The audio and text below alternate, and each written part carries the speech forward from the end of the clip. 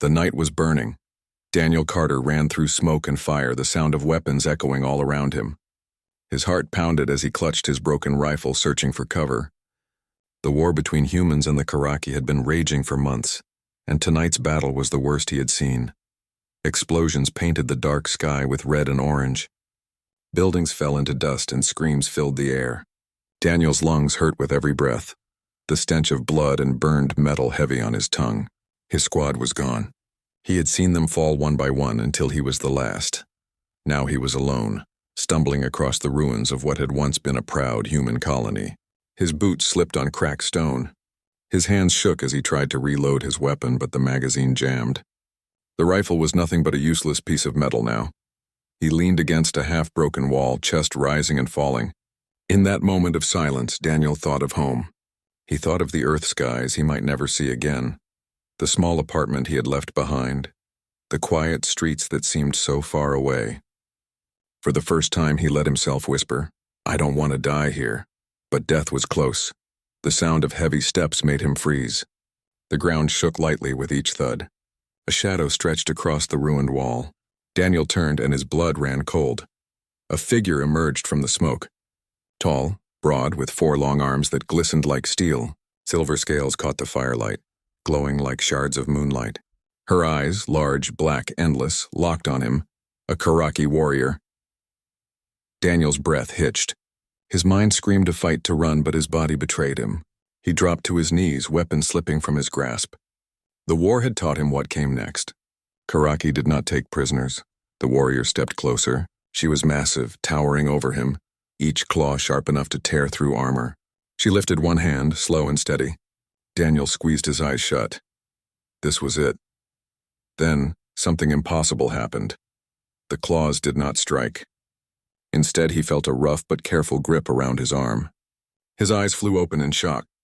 The alien was pulling him up, lifting him, not killing him. Daniel's mind spun. Why spare him? He tried to step back, but his legs gave way. Still, the warrior held him upright. Her voice rumbled low, words heavy with an accent. "Enough dying," she said. Daniel's heart skipped. He stared at her, unable to speak. He had heard stories of Karaki voices, cold, cruel, filled with hunger. But hers sounded almost tired. Her name, though he did not know it yet, was Era. Daniel stood trembling, eyes locked on hers. For a long moment, nothing moved. The world around them still burned, but between them there was silence. Finally, Daniel whispered, "Why?" Era tilted her head, her alien gaze unreadable. Perhaps she didn't understand his words. Perhaps she didn't need to. Her grip on him softened. She looked at the battlefield. The fire, the ruins, the endless cycle of pain, and then back at him. Something shifted in her eyes. Instead of death, Daniel saw something else. A flicker of mercy. The moment broke when voices shouted nearby, human soldiers approaching, weapons drawn. Daniel turned his head. If they saw her, they would kill her. If they saw him standing with her, they would not understand. But before he could move, Era pushed him hard against the wall, hiding him in shadow with one sweep of her long arm. She crouched low, her scales blending with the broken metal and stone. The soldiers ran past, too focused on their orders to notice the strange scene just a few feet away. Their boots pounded, their voices fading into the night. When they were gone, Daniel looked up at her again. His chest was tight. His whole life he had been taught that the Karaki were monsters, merciless and cruel. Yet this one had spared him, protected him. Era met his gaze. She did not smile. Her face was sharp and fierce, built for war. But something in her eyes held him still. Daniel's throat was dry. He wanted to thank her, but no words came. All he could do was breathe, shaken to the core. At last she stepped back, slowly, carefully, as if deciding whether to let him go. Her forearms flexed, claws gleaming in the firelight. Then she spoke again, her voice firm, almost a warning. "Live," she said. And just like that, she turned away, disappearing into the smoke. Daniel sank to the ground, his body trembling. His hands shook against the broken stone as he tried to make sense of what had happened. His mind screamed that it was impossible. His heart whispered something else. He had seen mercy in the eyes of his enemy. That night, Daniel did not sleep. He sat alone among the ruins, staring at the stars that pierced through the smoke above. Somewhere out there, Era was moving through the battlefield, sparing him when she could have ended him. He could not forget her eyes. He could not forget her words. Enough dying. For the rest of his life. Daniel would remember that moment as the beginning of something neither human nor Karaki had ever expected. The war slowed, but it never truly ended. After the battle that had nearly killed Daniel, there was a fragile truce. The humans and the Karaki had lost too many lives, and both sides were forced to pull back, licking their wounds. Daniel was sent to a small outpost near the edge of the colony. His commanders thought he was lucky to be alive. They did not know the truth of how he had survived. He told no one about the silver-scaled warrior who had spared him. The memory of her stayed locked inside his heart, but fate was not finished with him. Weeks later, when patrols began near the river valley, Daniel saw her again. She stood on the opposite bank, tall and watchful, her forearms resting at her sides. Her black eyes glimmered in the fading light. For a long moment, they simply stared at one another. He could have raised his weapon. She could have leapt across the river. Instead, Daniel lowered his rifle. Slowly, cautiously, he raised one hand in greeting. To his surprise, she mirrored the gesture. That was the beginning. Days passed. Sometimes, when the patrols ended, Daniel found himself drifting back to the river, and sometimes she was there. At first, there were only silent meetings. They would stand across the water watching each other, measuring trust. Daniel tried to read her face, but she was unreadable. Yet he always felt that same strange pull in his chest, the same pull he had felt when she had spared him. One evening, he gathered the courage to speak. "My name is Daniel," he said quietly. He tapped his chest, repeating it. "Daniel." She tilted her head as if testing the sound. Then her deep voice rumbled across the river. "Era." She touched her chest with one clawed hand. "Era." Her name struck him like thunder. Strong yet soft. He whispered it back, trying to shape the alien sound on his human tongue. She gave a low hum, something that almost sounded like approval. Their meetings grew longer. Era taught him simple words in her language, pointing to the stars, to the water, to the ground beneath them. Her tongue was filled with harsh clicks and sharp edges, but he tried anyway, stumbling and making her laugh. It was the first time Daniel had heard her laugh, and though it was rough and strange, it warmed him deeply. In return, Daniel taught her human words. He pointed to the sky and said sky. He pointed to himself and said man. Sometimes she copied him with care.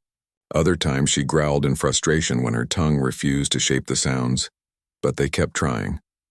One evening, rain poured over the valley, heavy and cold. Daniel thought she would not come, yet when he arrived, she was there, standing tall beneath the storm. Water slid down her silver scales, making her glow like a figure carved from light. "You came," Daniel whispered, though she could not understand all the words. Still, she stepped forward and touched the water with her clawed hand. Then she reached out, beckoning him closer. With hesitation, Daniel crossed the shallow river until he stood before her, rain soaking his uniform. For the first time, he stood close enough to see the fine lines of her scales, the faint scars of old battles.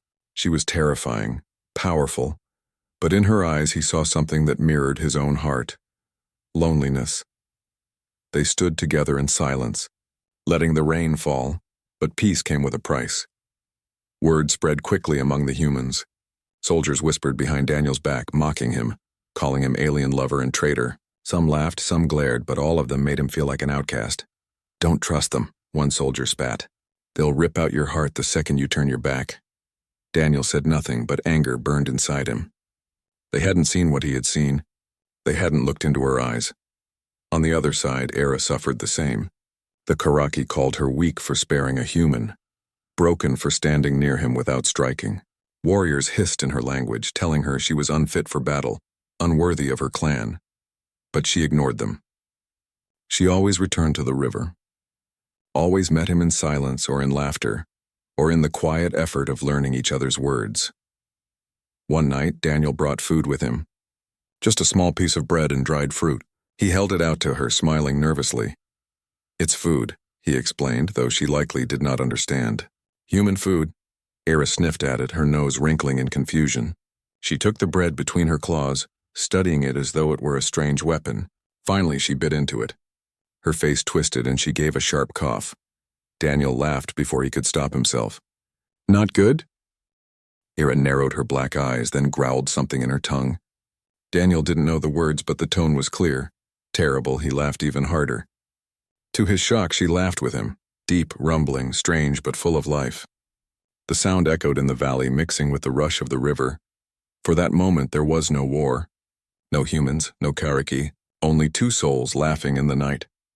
As the weeks turned to months, Daniel realized the truth. He did not simply feel gratitude toward her. It was not just trust, not just curiosity. It was more. When he thought of her, his heart ached with something he had no words for. When she looked at him, he saw something in her eyes that mirrored it. They were not supposed to care for each other. Not supposed to find peace across a battlefield. Yet it had happened.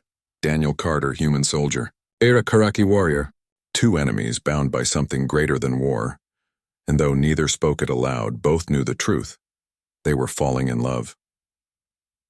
The days of quiet meetings did not last forever. The fragile peace between humans and the Karaki was always thin, like glass ready to break. The leaders on both sides grew restless. They wanted order. They wanted control. And for them, Daniel Carter became a problem. It began with a message. Daniel was called to the command post, a gray bunker filled with tired officers and flickering screens. The air smelled of oil and dust. He stood stiffly, waiting as the commander read from a datapad. Private Carter, the officer said coldly, you are to return to Earth immediately. The council has reviewed your record. Your loyalty has been questioned. Daniel felt the word strike like a blade. Questioned? I've fought in every battle. I've bled for this colony. The officer's eyes were hard. You've also been seen near the enemy. Too often, too close. Some believe you've been compromised. Daniel's throat went dry. He knew what they meant. They had seen him near Era. They didn't understand, didn't want to. To them, he was not a soldier anymore. He was a risk. You'll leave tomorrow, the commander finished. You'll face a full review on Earth. Daniel stood frozen. A storm raged in his chest. He wanted to shout, to fight, but the words stuck. At last, he forced out, and if I refuse? The officer's jaw tightened. Then we'll make you. That night, Daniel sat alone in his quarters, staring at the walls. His hand shook as he thought of what he would lose. Earth no longer felt like home. His home was here in the quiet valley by the river, where a silver-scaled warrior waited for him. He thought of her laugh, rough and deep. He thought of the way her eyes softened when she tried to copy his words. He thought of how she had chosen mercy when every order told her to kill, and now they wanted to tear it all away. Daniel's chest ached. He pressed his palms to his eyes, whispering, "What do I do?" But no answer came. Only silence. When night fell, he left the outpost and walked to the river. He did not know if she would come, but part of him prayed she would. And when he saw her shape across the water, his knees almost gave way in relief.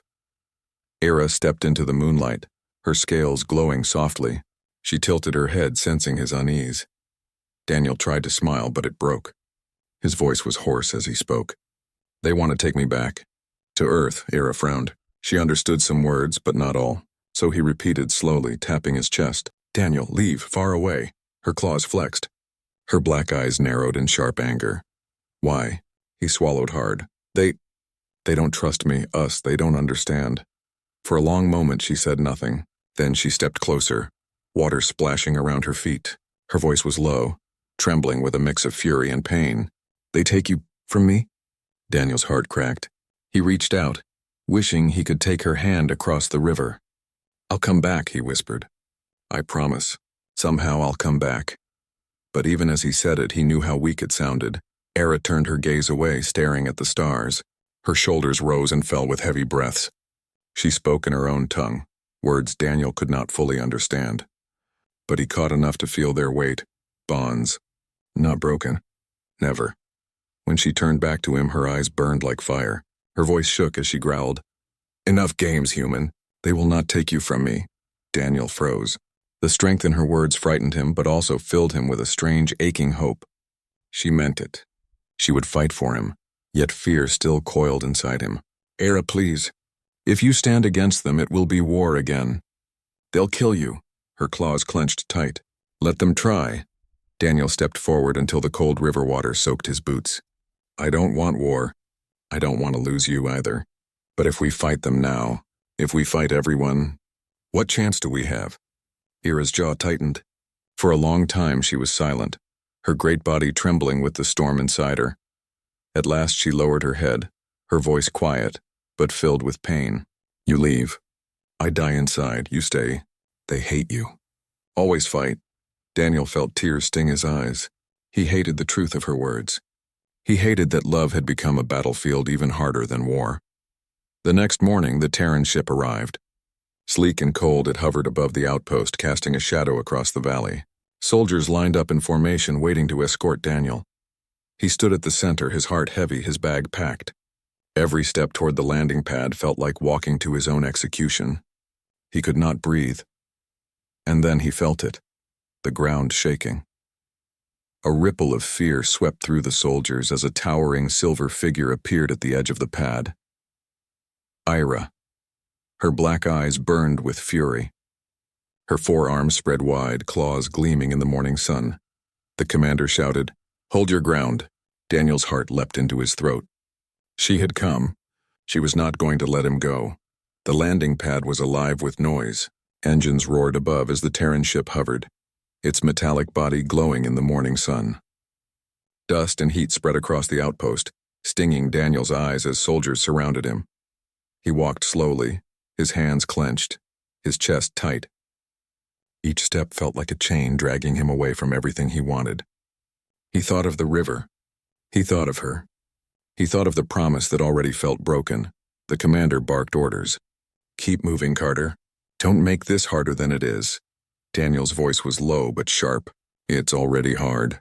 Then the ground shook. A heavy thud echoed across the pad, followed by another and another.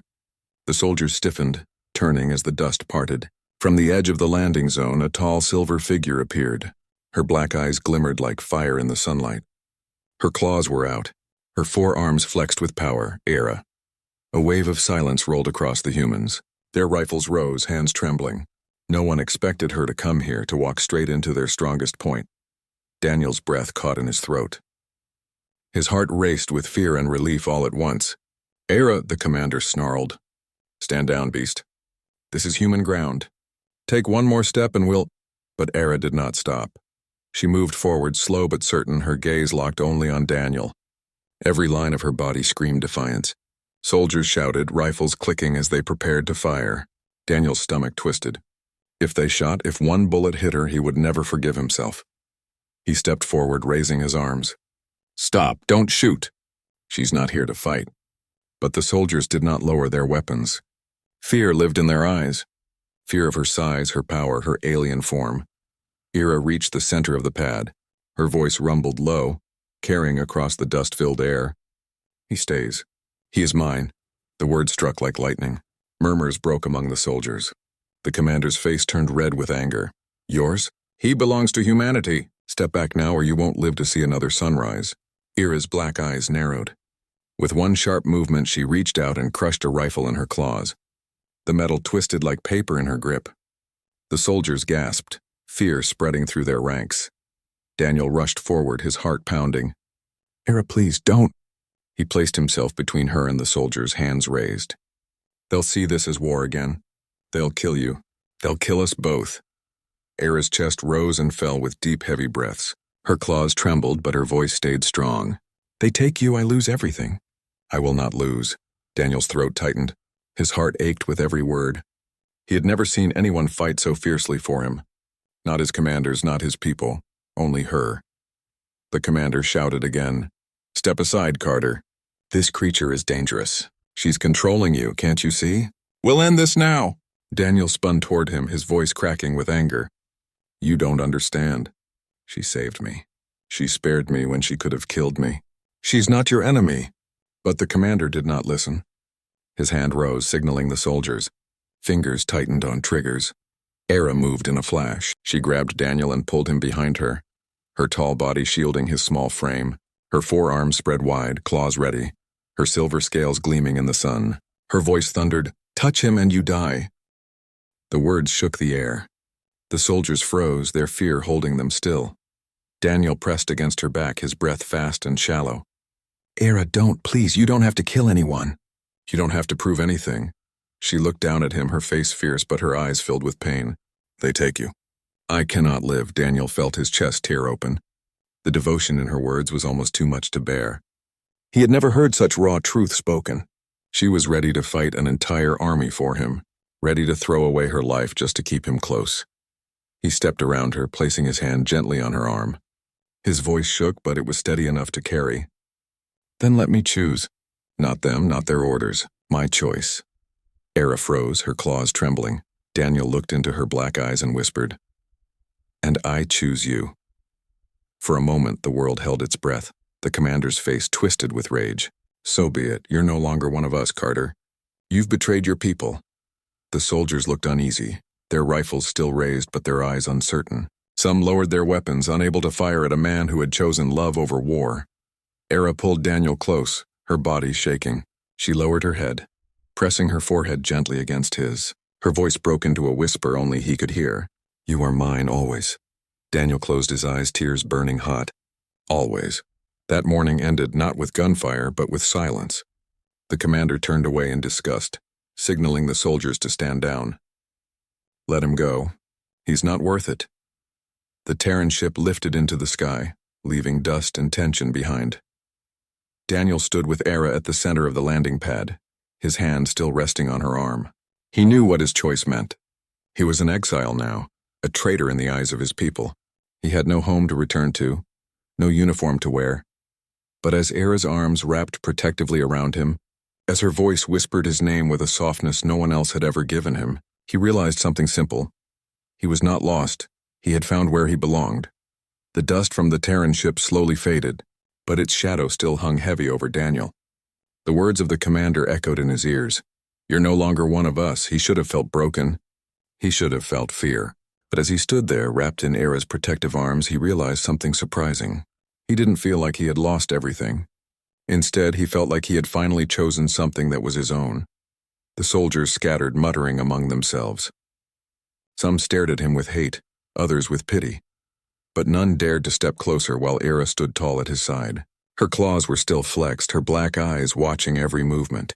Come, she rumbled softly. We leave, Daniel nodded. His hands were trembling, but his steps felt strangely steady as he followed her away from the landing pad. Every step carried him further from the humans, further from the life he had known and closer to her. They walked into the wild valley beyond the outpost, leaving the sound of engines and orders behind. The world was quiet now except for the rustle of wind through broken grass and the gentle rush of the river nearby. Daniel finally let out a long breath he had been holding for hours. His chest ached with a strange mix of grief and relief. They'll never let me go back, he whispered. Era turned to him, her large frame moving with grace despite her size. You do not need them. He tried to smile, though pain still lingered in his eyes. I've lost my people. Her claws brushed his shoulder with surprising gentleness. You have me. The simple truth in her words struck him harder than any weapon could. He swallowed the tightness in his throat and nodded. Yes, I have you. The nights were hard in the valley. Without the outpost, Daniel no longer had rations, shelter, or supplies. But Era knew the land. She hunted with speed and strength, bringing down animals that Daniel had never seen before. She built fires with stone and steel from her belt. She carried him across rivers when the current grew too strong. Daniel tried to help in his own way. He gathered wood, cleaned the meat, and showed her how to boil water so it was safe to drink. He used his human hands for small tasks while she used her great strength for the rest. It was clumsy at first, like two puzzle pieces that didn't fit. But with time, they learned to move together. Her claws no longer startled him. His small hands no longer seemed weak to her. They became partners, each filling the spaces the other lacked. At night, when the fire burned low, they sat close beneath the stars. Daniel would speak of Earth, of green fields, blue oceans and skies filled with clouds instead of smoke. Era would listen quietly, her black eyes reflecting the flames. She spoke in her language, and though he did not understand all the words, he felt the meaning in her tone. She told him of her clan, of battles fought, of the shame she carried for sparing him when others would have killed. And yet, when she looked at him, there was no regret. Only certainty. One night, as the fire flickered between them, Daniel whispered, "I don't know what the future will be, but I know this. I don't want to face it without you." Era leaned closer, lowering her great head until her forehead touched his. Her voice was low and steady. "Then you will not." But exile was not without pain. Whenever Daniel wandered too close to the human patrol lines, soldiers shouted insults. Traitor, alien slave, lost cause. Their words cut deep, sharper than blades. He wanted to shout back to make them see, but he knew it was useless. Era faced her own scorn. Karaki scouts hissed when they saw her with him. Weak, broken, unfit. They spat at the ground as she passed, their eyes burning with hatred. Each insult left its mark, but every night they returned to the valley, to the river that had first brought them together. And there, they found peace in each other's presence. One evening, Daniel sat by the water, his reflection rippling on the surface. His voice was heavy when he spoke. "I've lost everything I thought I was. A soldier, a human, a part of a people. I don't know who I am anymore." Era stepped behind him, her shadow falling over the water. She lowered herself until her claws touched the river gently. "You are Daniel," she said. Her voice was fierce, but her touch was soft. "Not soldier, not traitor, just Daniel. That is enough." He turned, staring up at her. Her black eyes held no doubt, no hesitation. And in that moment, he realized she was right.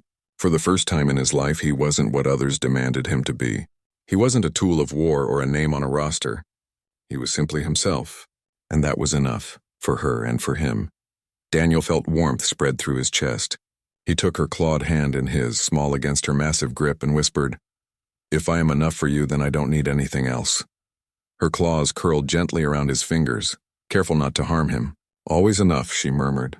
The days grew into weeks, and the valley became their home. They built a shelter from wood and stone.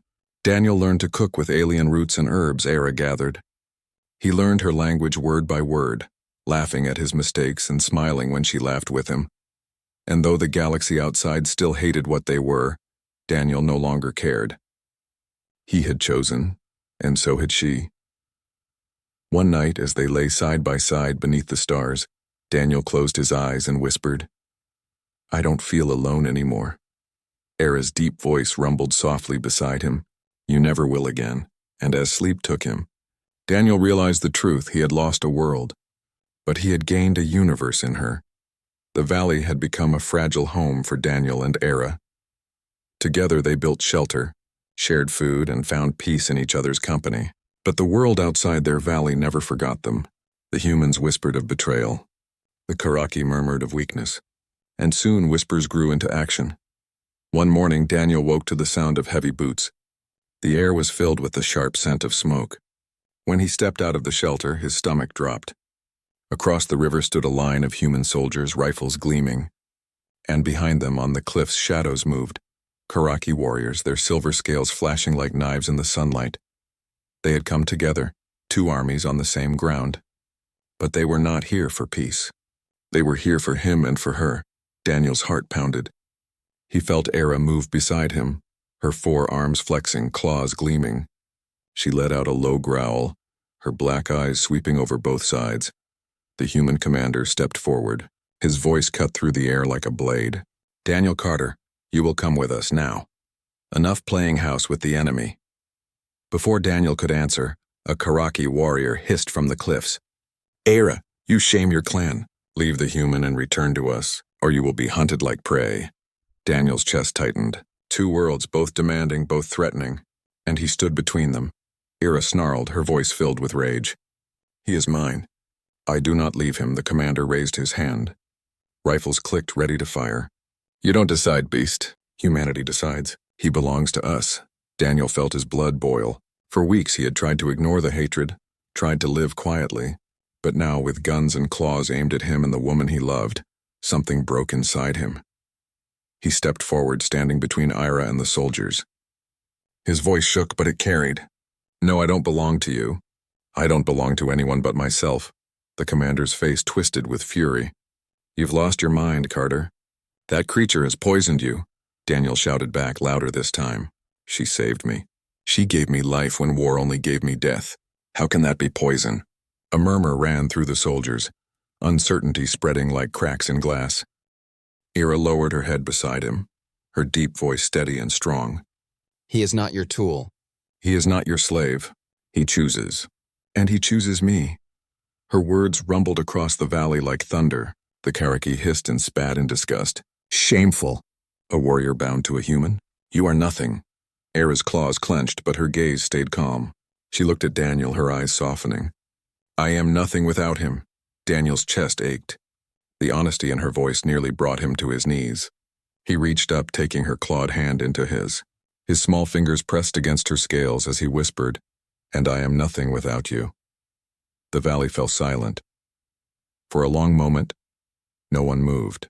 Soldiers gripped their rifles, warriors flexed their claws, but all eyes were fixed on the strange sight.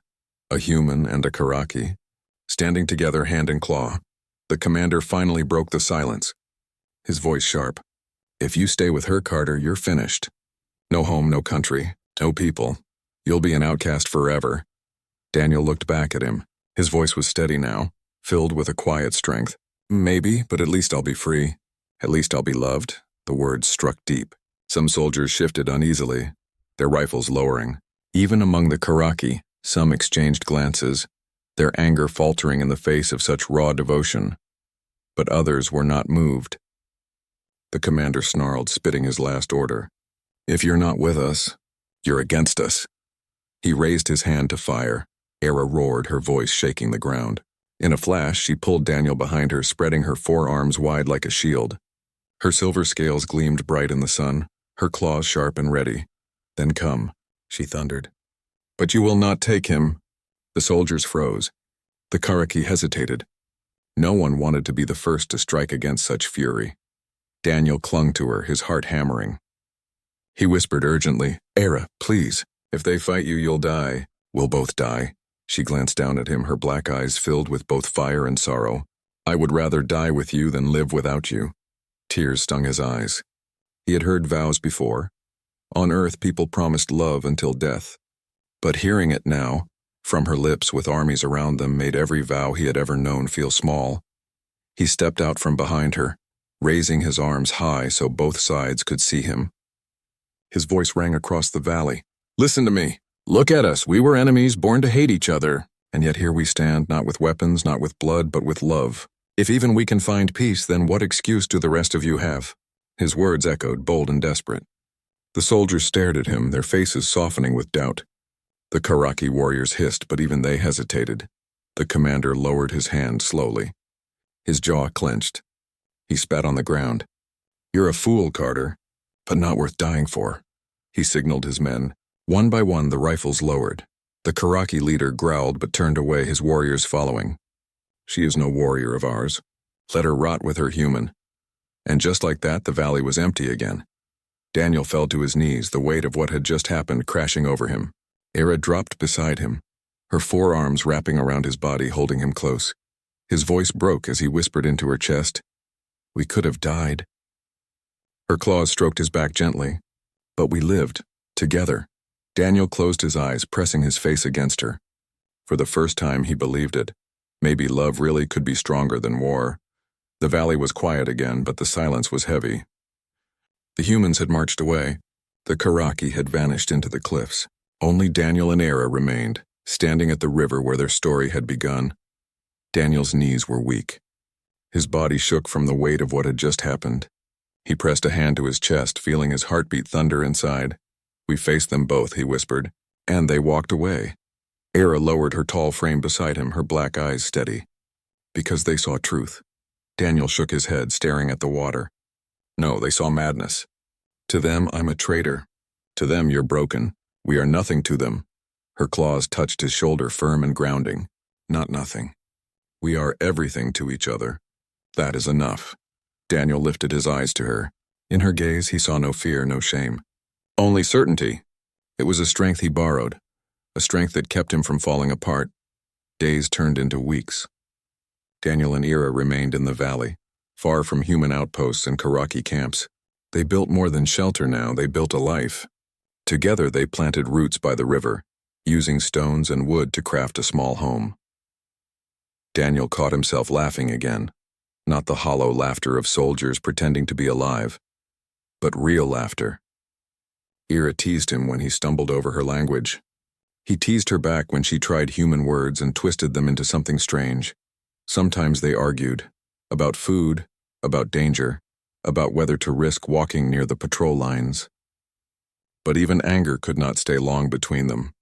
Always by nightfall they sat side by the fire, their hands or claws touching, silence turning back into peace. Yet the world outside did not forget them. Rumors spread.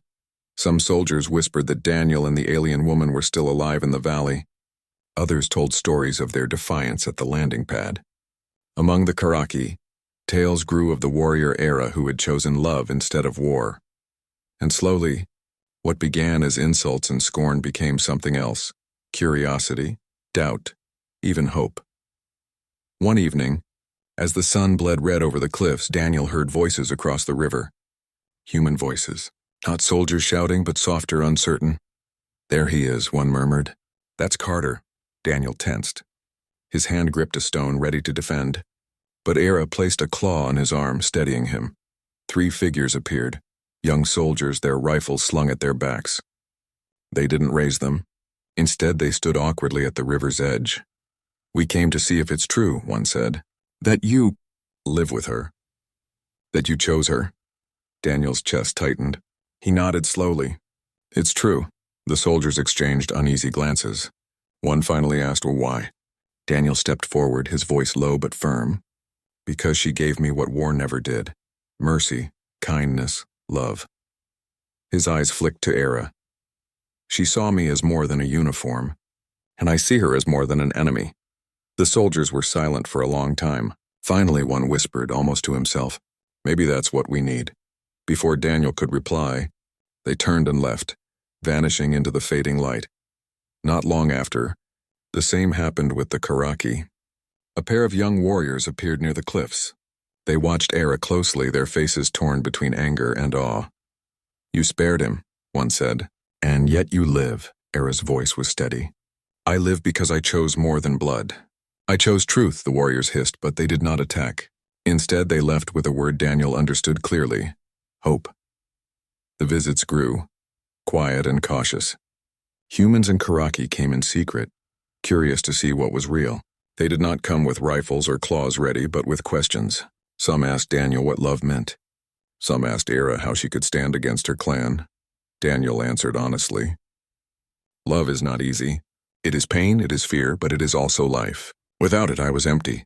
Ira answered too, her deep voice carrying across the valley. "Strength is not killing. Strength is protecting, and I will protect what I love." The words spread, from whispers to stories, from stories to something larger. One night Daniel sat by the fire, watching sparks rise into the dark sky. He looked at Ira, who was sharpening her claws with a stone, the firelight dancing on her scales. "Do you think they'll ever accept us?" he asked quietly. Ira paused, lifting her eyes to his. "Do you need them to?" Daniel thought for a long moment. He shook his head. "No, not if I have you." She set the stone aside, leaning closer until her forehead touched his. "Then that is enough." His heart swelled and he whispered, "You're my world now." Her claws curled around his hand, gentle and firm. "And you are mine." Seasons passed. The valley changed. The river swelled with spring, then shrank under summer heat. Trees grew heavy with fruit, which Daniel learned to gather with Ira's help.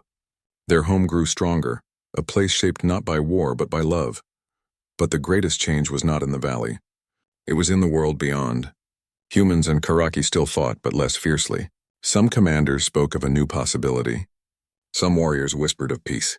And always in the center of those whispers were 2 names, Daniel and Ira. One final evening, as the stars lit the sky, Daniel stood by the river where it had all begun. The water shimmered with moonlight. He remembered the first time he had seen her there, a towering figure of fear and mercy. He remembered the moment he had raised his hand, and she had mirrored it. Now she stood beside him, no longer just a figure across the water, but the heart that beat with his. Daniel took her claw in his hand and whispered, "Do you ever wonder, what if you had killed me that day?" Ira's gaze stayed on the river, her deep voice calm. "Then I would have lost everything before I even knew I had it." Daniel's eyes burned with tears. He leaned against her, whispering, "Thank you for choosing me." Her claws brushed his face gently. "No, thank you for choosing me back." Together they stood in silence, the river singing softly at their feet. The war was not yet over, the world not yet healed, but here in this valley something greater had begun. Love. And love, they knew, could change everything.